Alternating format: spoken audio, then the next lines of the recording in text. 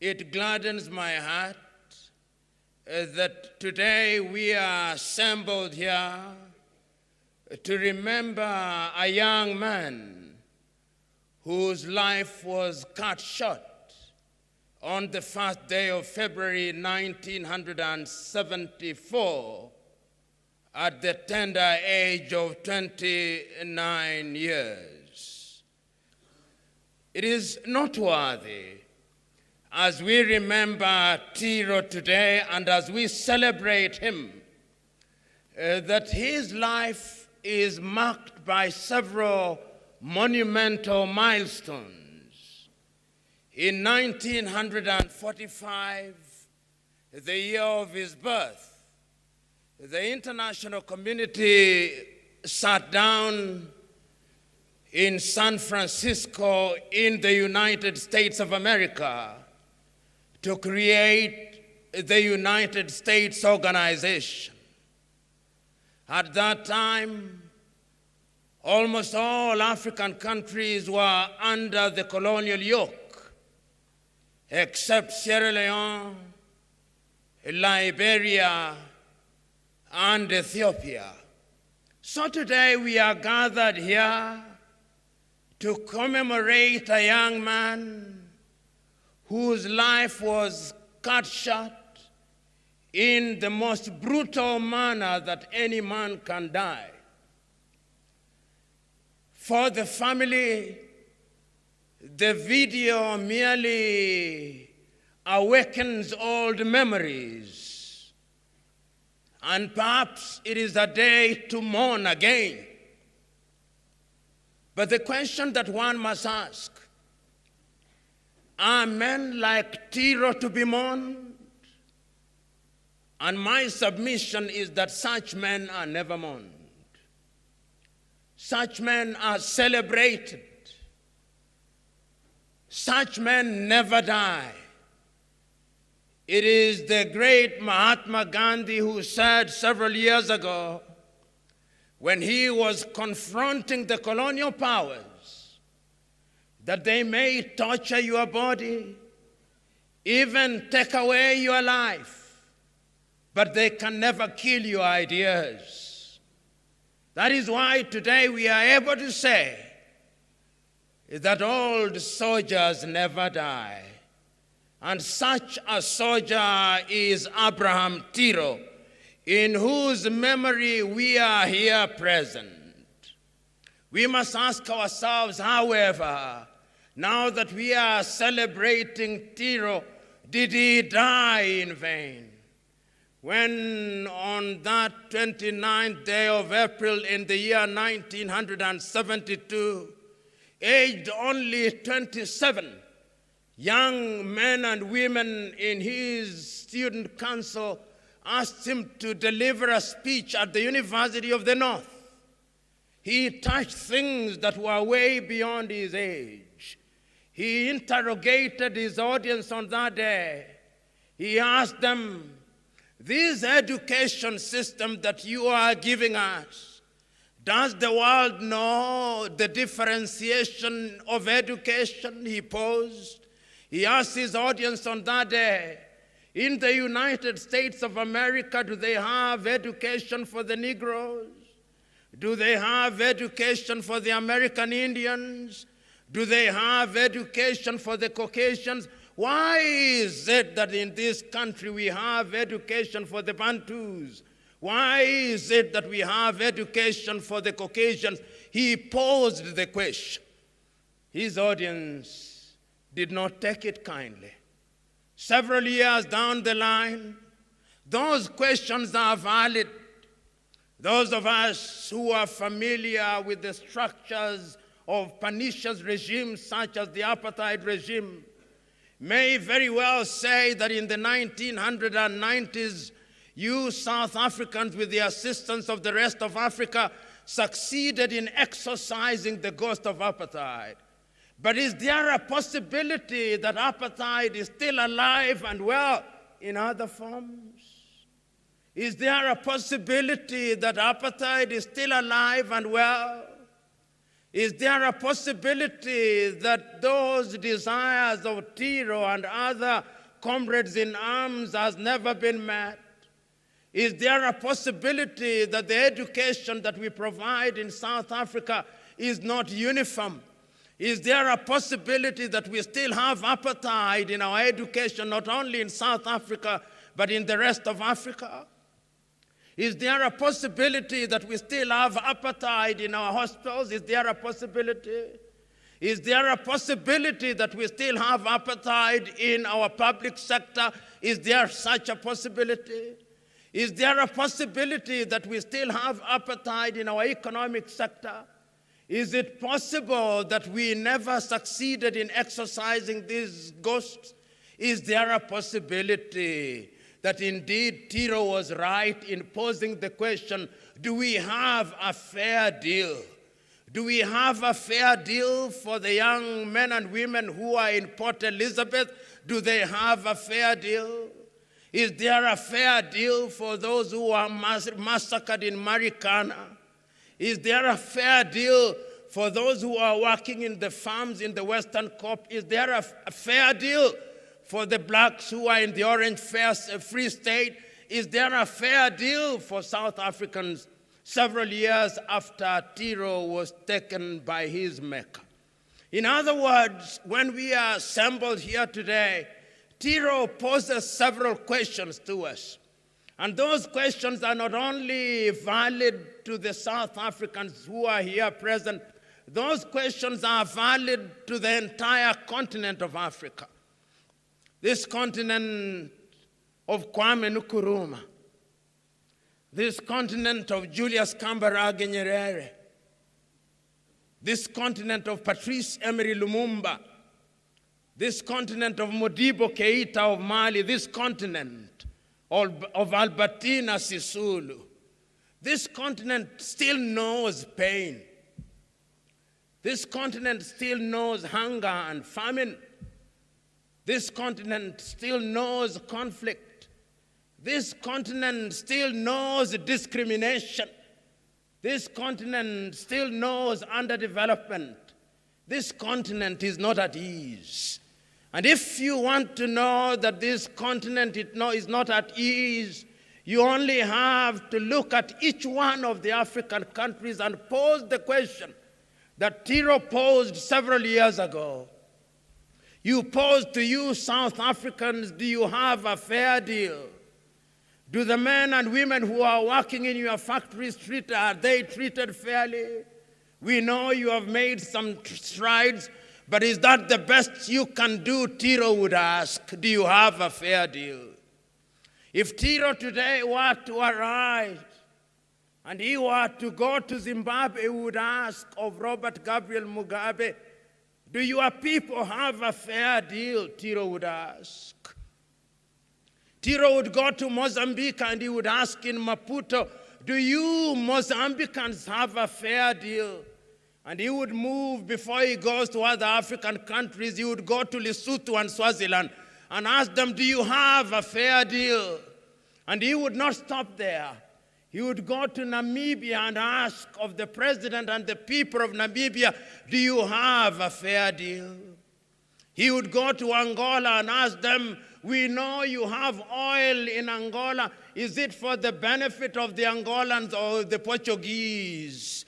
He would not stop there. He would move a little to Equatorial Guinea and ask them, we know that you have the highest per capita income in Africa, but is that per capita income the result of voodoo economics, where it is concentrated only in the hands of a few? He would ask, and he would not stop there. He would go to Malawi and Zambia, and he would ask,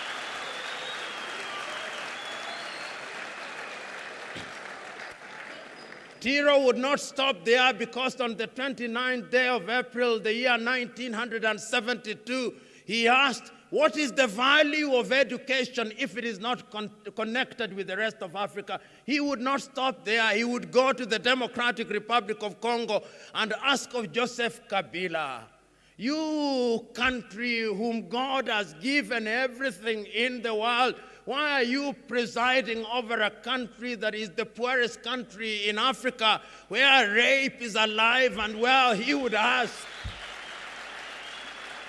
and he would not stop there.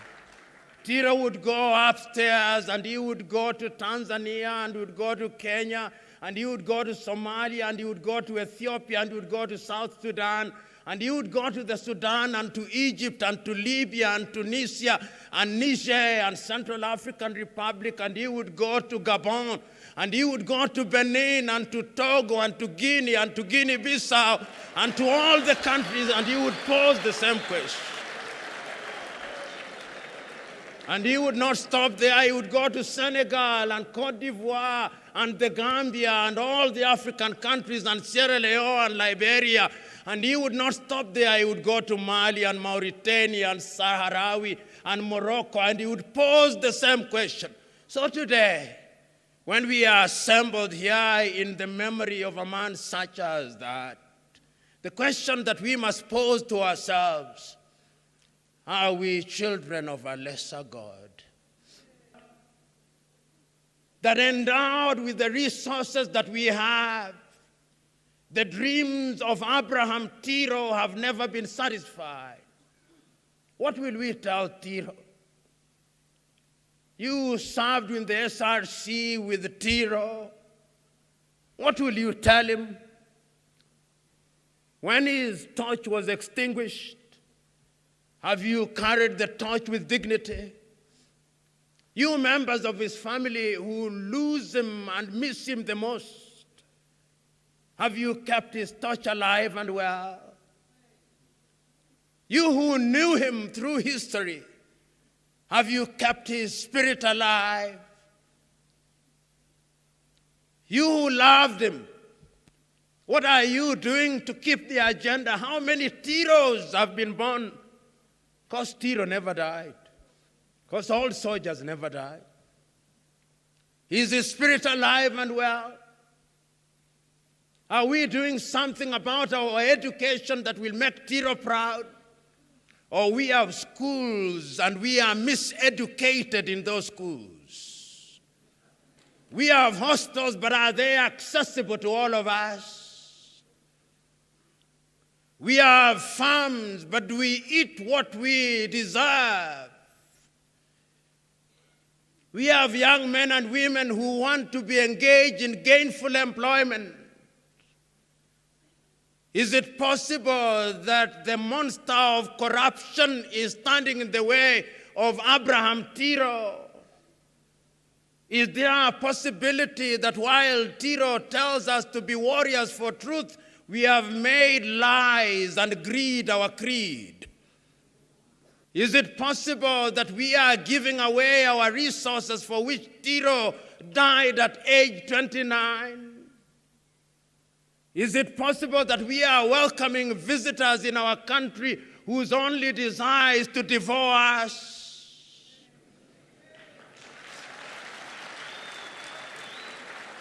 Oh, Tiro, look at this audience. This audience of your fellow South Africans, now liberated from the chains of apartheid. When you died, South Africa was not free. On that February day when you died, Tiro, Nelson Mandela was still at the Robben Islands. So was Walter Sisulu, so was Chris Hani. And there were others like Robert Sobukwe and other great South Africans. They were still there. In the 1990s, your country was liberated. Your country now claims to be free. But Tiro, what are they free from?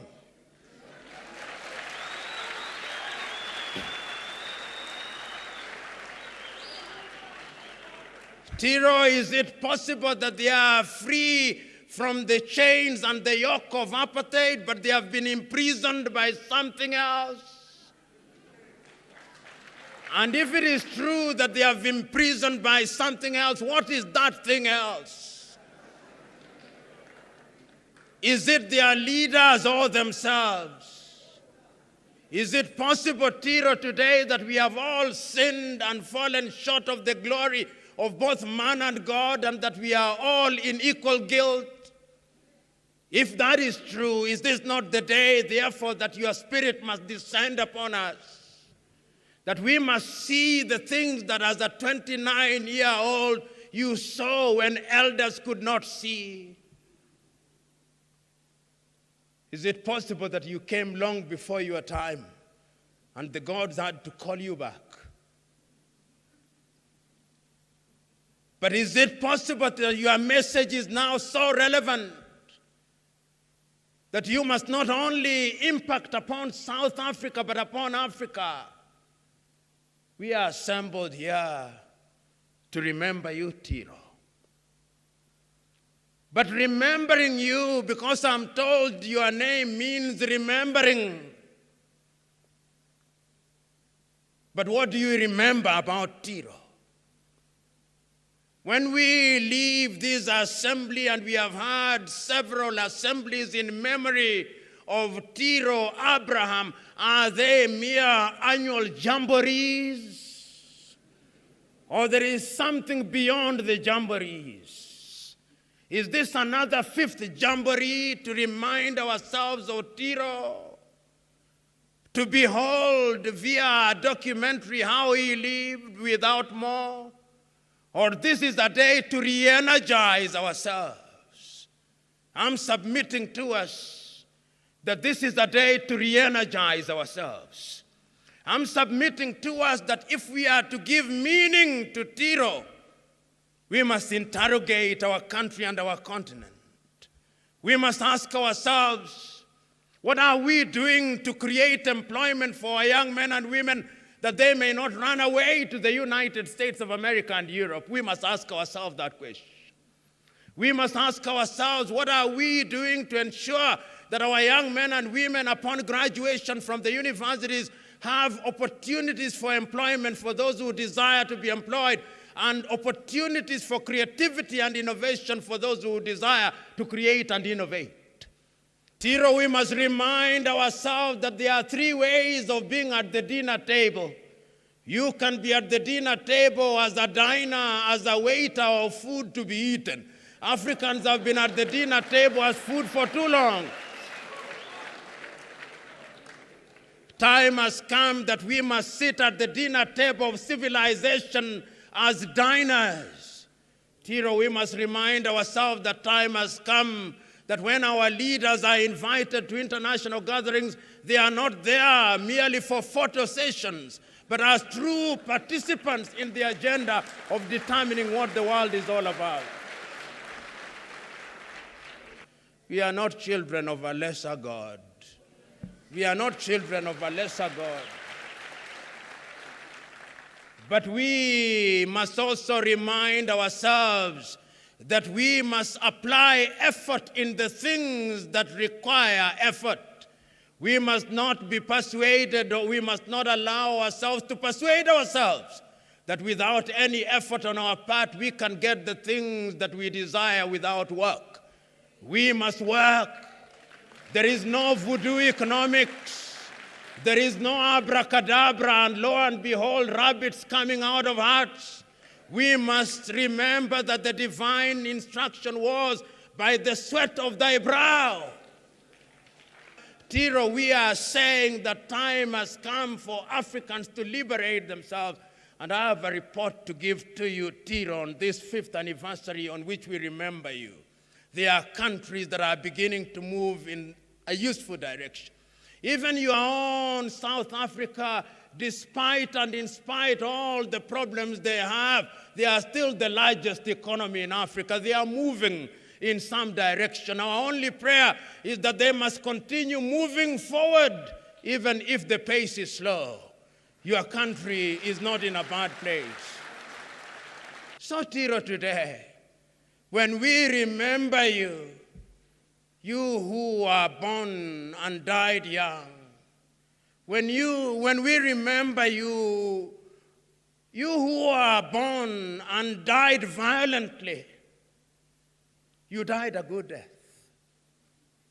For history has shown us that the man whom God loves died violently.